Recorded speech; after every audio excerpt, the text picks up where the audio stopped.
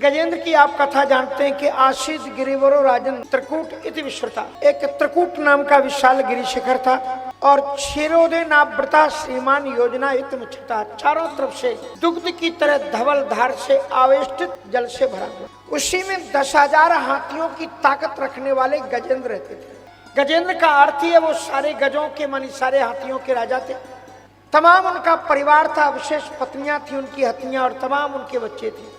एक दिन वो परिभ्रमण करते हुए प्यास के कारण एक सरोवर में प्रवेश कर गए समस्त परिवार के साथ। और ये कहानी जोड़ना, this story is matching with your life because this is science of divine life. हमारे जीवन से इस कथा का एक संदेश है, ऐसी कोई कथा नहीं रखी। जैसे वो गजेंद्र प्यास की तितिक्षा को लेकर के अपने परिवार के समेत उस सरोवर में डूब गए, उस सरोवर में उतर गए।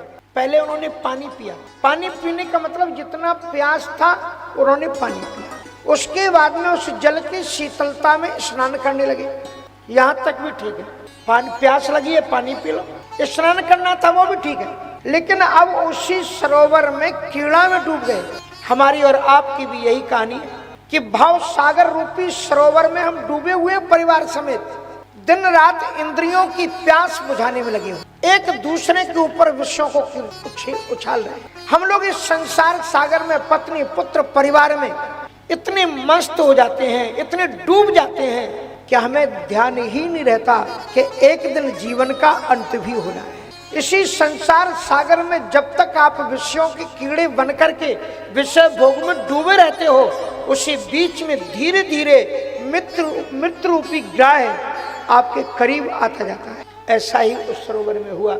एक अत्यंत बलवान ग्राह ने गजेंद्र के पांव को पकड़ लिया। गजेंद्र ने बड़ी कोशिश की उससे छुड़ाने की, पर वो अपने पुरुषार्थ से उस ग्राह से अपने आप को छुड़ा नहीं सका। हम लोगों के भी पीछे ये कर्म के ग्राह पड़े हुए हैं और कर्म फलों से छुटकारा पाने के लिए हम पूरे जीवन भर प्रयत्न करते हैं, लेकिन ये मौत हमें अतल गहराई में खींचती हुई चली जाती है। और जब हम अपनी समस्याओं रूपी ग्राह से अपने पुरुषार्थ से नहीं जीत पाते, तब हम अपने मित्रों को, यारों को, दोस्तों को, परिवार को पकड़ते, आओ मेरी मदद करो, हम संकट में। और दिखावे के लिए भी बहुत मित्र आते भी हैं। आज एक सिस्टम बन गया, यार पता लगा वो बीमार है, उसके यहाँ भी एक जाना है, नहीं जाएंगे तो घर के लोग बुरा मान जाएंगे, घर के लोग बुरा मान जाएंगे इसलिए जाना है। आपके दिल की इच्छा नहीं, जाना है, व्यवहार करना है। लोग आते हैं, मिलते हैं, जुलते हैं, बातचीत करते हैं, बीमार व्यक्ति के बगल में बैठ जाएंगे, कुशल मंगल पूछेंगे और फिर बच्चों से कहेंगे बेटा ध्यान रखना, बाबूजी का आप तुम ही तो हो। अब उसमें क्या ध्यान रखना, वो तो बच्चे ध्यान रखेंगे, बार बार घड़ी देखते जाएंगे, बाबूजी तो चलें, थोड़ा सा हमारा जाने का टाइम हो गया व्यवहार। सारे लोग चले जाते हैं। जो बच्चे नौकरी कर रहे होते हैं वो भी आते हैं, कहते बाबूजी आप तो जानते हो नौकरी इतने दिन की है, अब इसमें ज़्यादा छुट्टी हमको मिल नहीं सकती, हमको जाना पड़ेगा। बेचारी ले दे करके कि पत्नी पास में रह जाती। पत्नी पति का कदर, पत्नी पति का इम्पोर्टेंस तब समझती जब बुढ़ापा आता है, और पति भी पत्नी के महत्व को तभी समझ पाता है जब बुढ़ापा आता है। क्योंकि जीवन के अंतिम पड़ाव पर पति ही पत्नी के काम आता है और पत्नी ही पति के काम आती है। पर वो कब तक आएगी, वो भी कब तक आएगी। आपके बगल में बैठ सकती है, सिर पर हाथ रख सकती है, दवाइयां दे सकती है, लेकिन आपके कष्ट को नहीं ले सकती। थोड़ा देख करके आप हल्के हो सकते हो कि मेरे पास में कोई बैठा है, पर दर्द तो आपको खुद झेलना है। जो कर्म आपने किए उनका कर्म परिणाम आपको खुद भुगतना है।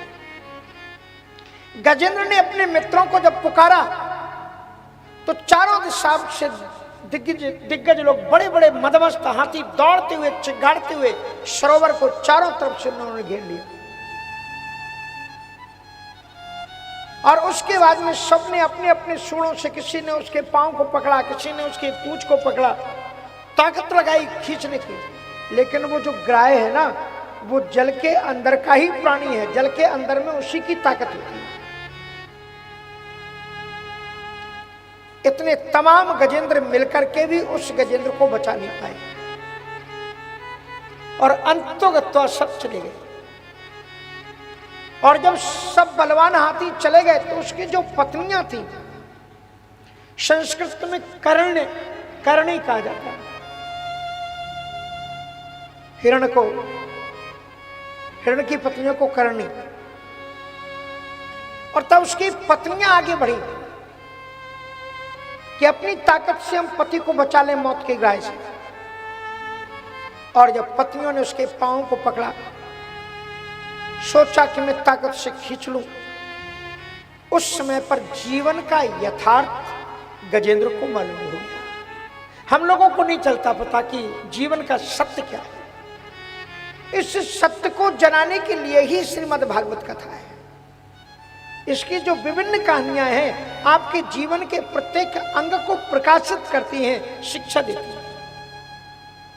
उस समय के गजेंद्र ने अपनी पत्नियों से क्या कहा, ध्यान से सुनिए।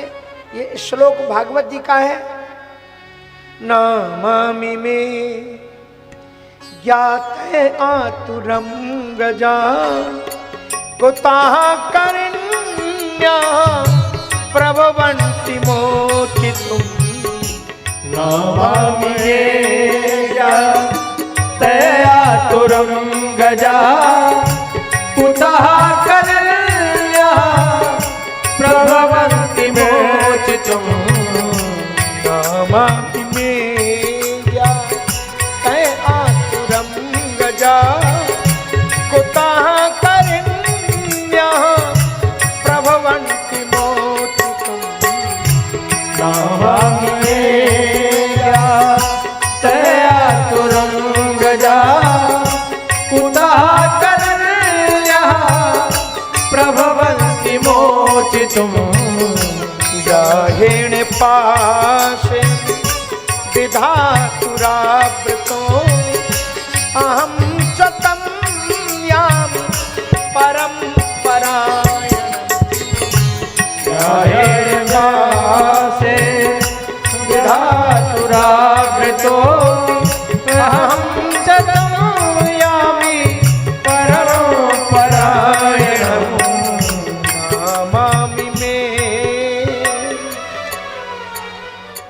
गजेंद्र ने निराश होकर के कहा, आंखों में आंसू भर करके कहा, अरे हरणियों, अरे पत्नियों, जब ये बड़े बड़े गजेंद्र हमारी रक्षा नहीं कर सके, अब तुम क्या मुझे बचा पाओगे इससे?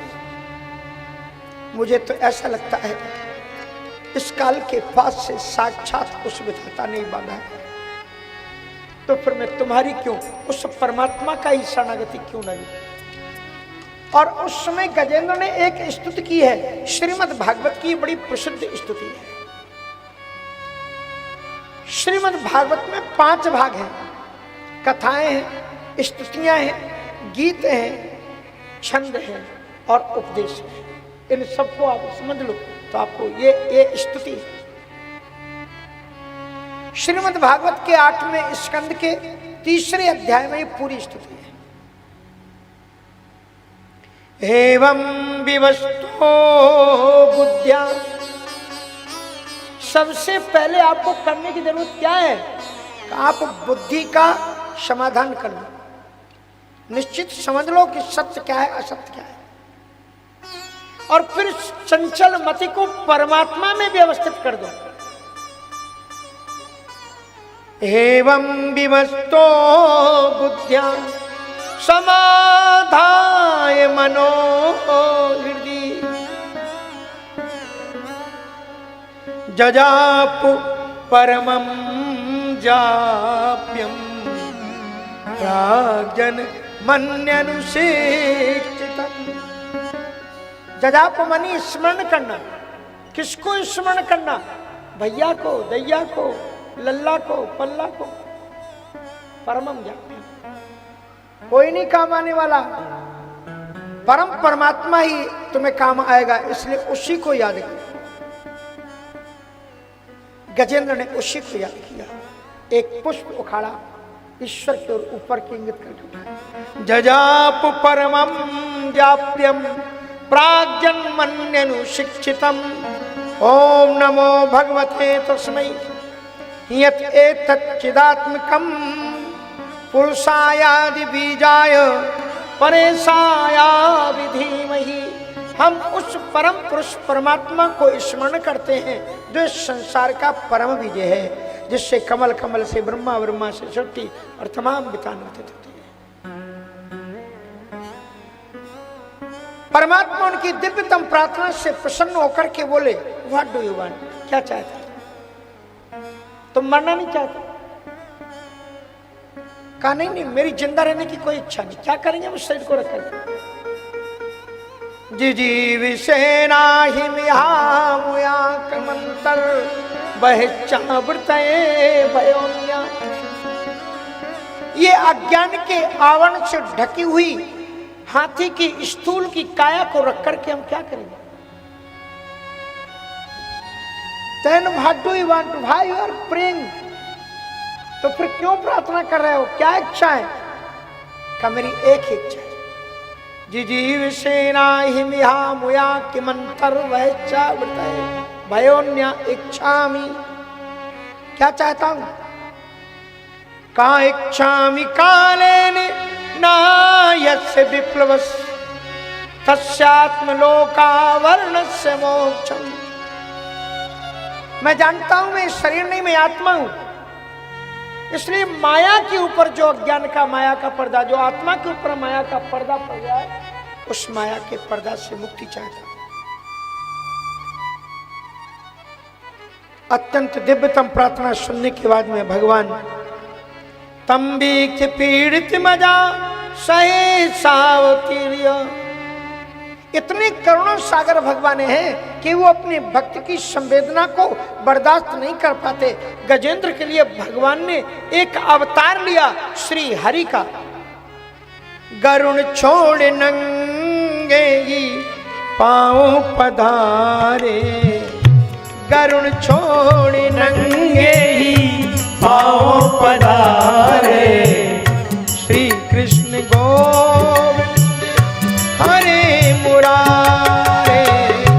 गरुण छोड़ नंगे ही पांव पधारे, श्री कृष्ण गोविंद हरे मुरारे। यही नाम मुख में हो हरदम हमारे, श्री राम मुख में हो हरदम हमारे। यही नाम मुख में हो हरदम हमारे, श्री कृष्ण गोविंद हरे मुरारे। यही नाम मुख में हो हरदम हमारे, श्री कृष्ण गोविंद हरे मुरारे। सरोवर में थी गजराई की लड़ाई, सरोवर में थी गजराज की लड़ाई, न गजराज की शक्ति कुछ काम आई, न गजराज की शक्ति कुछ काम आई। कहीं से मदद जब उसने पाई, कहीं से मदद जब उसने पाई, दुखी हो के आवाज हरि को लगाई, दुखी हो के आवाज हरि को लगाई, दुखी हो के आवाज हरि को लगाई। ओ दुखी हो के आवाज हरि को लगाई। तुरंत खुल गए, तुरंत खुल गए उसके वैकुंठ द्वारे, तुरंत खुल गए उनके वैकुंठ द्वारे। श्री कृष्ण गोविंद मोहन मुरारे, यही नाम मुख में हो हरदम हमारे, यही नाम मुख में हो हरदम हमारे। हरे कृष्ण गोविंद मोहन मुरारे, हरे कृष्ण गोविंद मोहन मुरारे, हरे कृष्ण गोविंद मोहन मुरारे, हरे कृष्ण गोविंद